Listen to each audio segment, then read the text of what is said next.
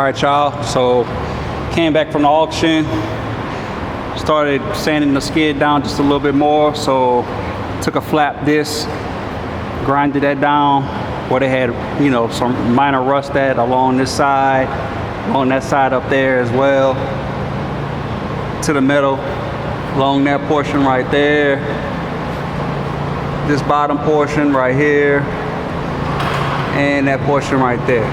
So went ahead and wiped that down with wax and grease remover.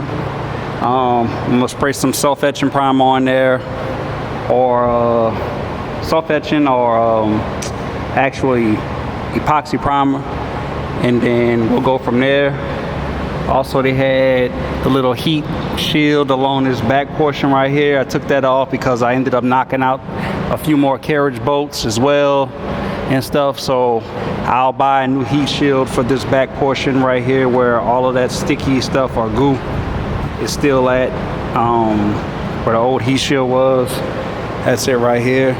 So I'm just gonna go buy some replacement heat shield and use this as a template to cut it and place the pieces back right there after I finish sanding and painting everything, and we'll go from there. So let me go ahead and get this primed up real fast, and then what I'll end up doing is within the next few days, once I return from vacation from Florida, I'll end up sanding this back portion right here as well, which I took a flap disc to around that opening, these two openings. I did a flap disc, took a flap disc and grinded it down, but that's just to start. I obviously have a whole lot left to do along that backside, and then I'll sand everything else that's gray.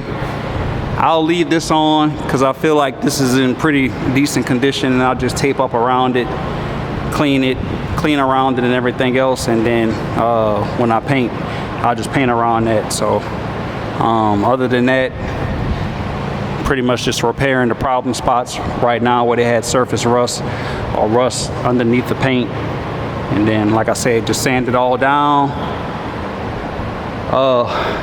spray some epoxy primer, and then wherever I have some pitting or whatever, if I want to do put a little bit of icing, glazing putty on it, I do that, sand that down, then put some 2K primer on top of that, and then go ahead and pick a color out to paint.